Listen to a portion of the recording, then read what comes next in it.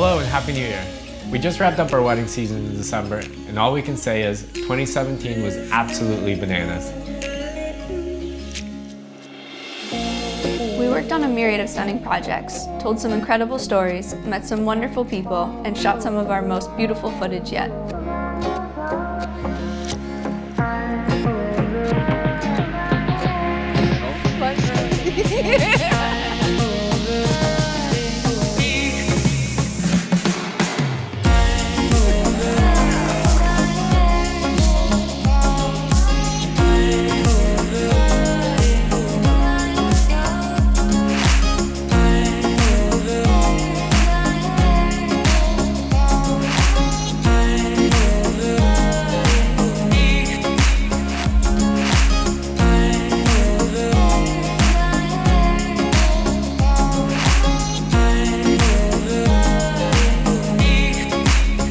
But we're excited to finally have some time to devote to our education series and tackle some of those questions we receive on Instagram and over email about our process and our gear. There's a lot we want to talk about this year, including a comprehensive review of the Mobi Pro and how we've been using it for weddings. But today we're going to keep it simple and just talk about our gear bag. We bring a lot of gear with us when we shoot weddings, and one of the questions we're asked most is how we store and organize all the equipment. So while we use different cases and bags for tripod stands, lighting, Mobi, etc., today we'll just be covering our main gear bag, which has most of the good stuff anyways. It's a monster, so give us a minute while we get it out.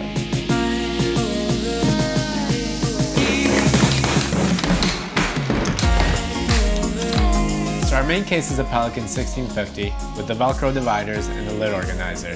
It's a beast, and you'll definitely need two people to lug it around, especially in and out of your car. But it carries absolutely everything, and we love that.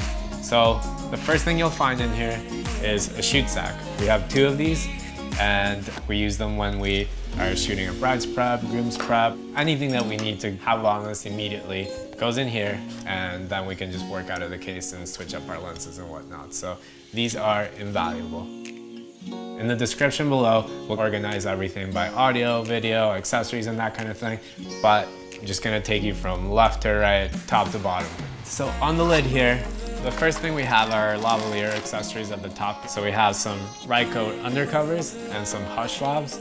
And pretty much these allow you to mount lavalier microphones on your talent or your bride and groom and make sure that you eliminate as much noise as possible, especially when you're mounting it on a silk tie or something like that, or a dress that's particularly heavy. You're definitely going to get some noise from that, and this helps cut out as much of that as possible. Directly underneath that we have our actual lavalier microphones. So we have those Sennheiser MK series microphones, along with some ride coat windscreen and little accessories in this bag. But our go-to lavalier microphones are, and yes, these are Lululemon gift card pouches. These are the greatest things that have ever happened to us. We've been using these for about 4 years to store our lavalier sets. This is the Countryman B6 here. And this is our go-to groom mic. Just because it's black and it's tiny, you can put it right behind a bow tie, snake it underneath the shirt. You can hide these just about anywhere. And here we have the bride mic, which is the Sanken COS 11D. And we have that in a white color. So directly underneath that, we have a couple of Pelican Silica Gels. Moisture is the worst enemy of absolutely all camera gear. So this helps keep it dry, clean, no mildew building on the lenses and whatnot. So always keep these on there. Then we have our battery section. So we have the LP-E6 batteries. Underneath that, we have a couple of pouches that carry our Eneloop Pro AA batteries, which goes on everything from recorders to microphones. And then to the right of that, we have another lavalier miking station. Some medical tape so that we can lava up our talent.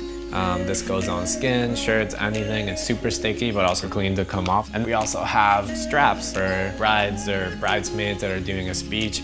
You can put this on their ankle, leg, whatever you may need. You put the receiver on this end or a recorder, and you're good to go. And then we're on to the fun stuff. Everything that's actually in the bottom part of the case.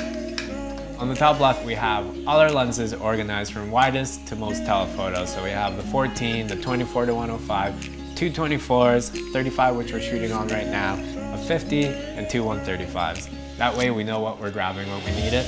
But when we're working quickly, Victoria likes to throw 35 with a 50mm go or 135 over in the wide section. It's annoying, but I love her, so moving on. We have our camera section of the case, and usually there's 3 C100s in here. Right now we're shooting on a Mark II. So we usually have 2 Mark IIs, 1 Mark I in here, and we keep another Mark I in the Movi Pro case. But because we have 2 cameras out of here that we're shooting on anyways, we like to throw some key accessories in here. And today that's the Mavic Pro. We keep absolutely everything that we need for the Mavic Pro in here, whether that's the filters, which we use all the time, a couple batteries, and the charger controller. And yeah, when we have a couple cameras out of the case, we just throw this in there so that it can come with us wherever we're going. And then, as we mentioned, C100s. It's no secret that we love these cameras. We know how to hack it to get the most beautiful color, and once you shoot on these, you can't ever go back to DSLR. It's the main reason why we haven't switched facility, besides the 10 other reasons in this bag, and just the form factor alone is amazing. So C100s, big fans. We still keep a couple Mark I's around. The Mark II is great if you need an EVF. There's a little bit more play in the shadows. The color's a little bit more neutral. The C100 has an awful sort of green, very warm tint to it. But we know how to match it with the Mark II.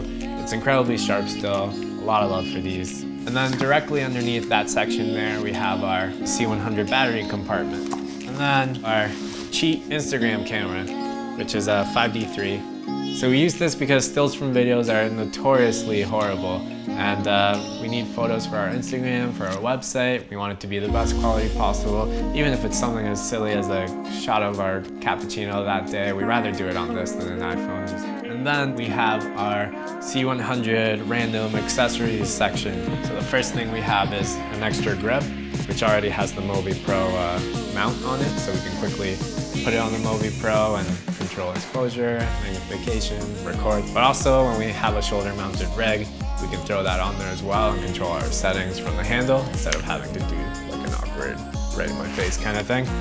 And then we have the C100 Sakudo set finder. So this goes on the C100 Mark I screen, and that's the set finder itself. I can get focus on this within a millisecond, whereas the Mark II EVF, not so much. Underneath that are a couple of Rode Video Mic X's. When you shoot documentary, this gives you the most immersive audio possible. And then underneath that, we have the windscreens. And beside that, we have our Sennheiser EW100 packs. Straightforward, these are pretty much industry standard by now.